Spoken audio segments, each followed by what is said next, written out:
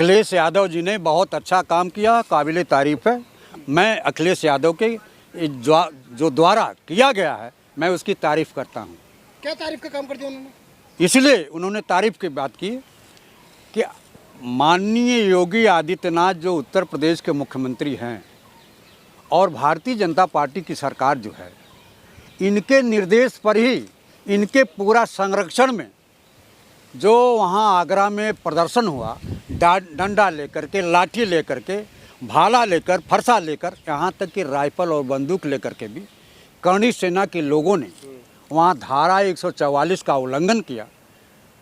आप बताओ, यह देश संविधान से चलेगा कि हाथी? और माहौल तो शुरुआत में बिगाड़ने की कोशिश अखिलेश यादव पर आरोप लग रहा है ना? कोई आरोप नहीं है। देखिए, क्रिया की प्रतिक्रिया होती है।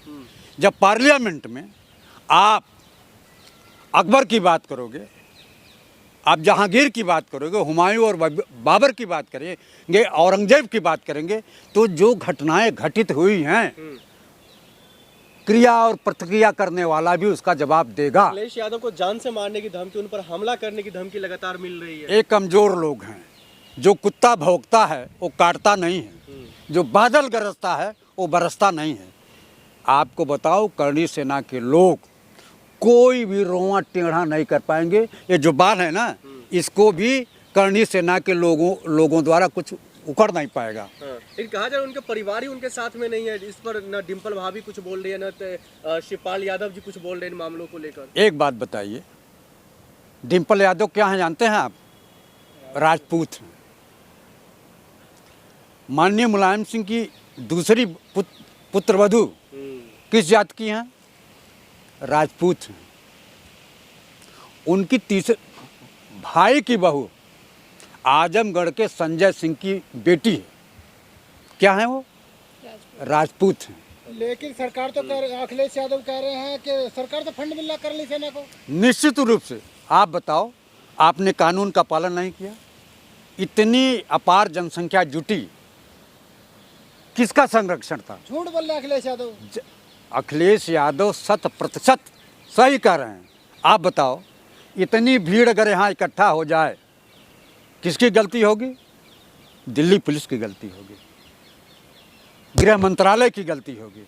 अगर आगरा में इतनी कोरोना के दौरान इसी दिल्ली में आपने सारे मुसलमानों को बदनाम करने की जो नापाक कोशिश की कि वो थूक देता है तो कोरोना हो जाता है, कितनी विडंबना है। आपको बताऊं, कितनी शर्मनाक बात है। आप कोरोना को अगरबत्ती जला के वो बीमारी दूर करते थे, मोमबत्ती जला करके, घड़ी घंट बजा करके, शंख बजा करके। आप बताओ, इस देश के लोगों को कितना बेवकूफ़ बनाओगे?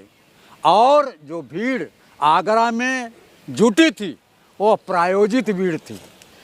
उसमें पूरा का पूरा फंडिंग उत्तर प्रदेश सरकार की रही है। उत्तर प्रदेश सरकार की पूरी सुरक्षा व्यवस्था उन्होंने इनकी की। इसके पास क्या सबूत है कि सरकार ने उन्हें फंडिंग की है? आपके पास आंख नहीं है क्या?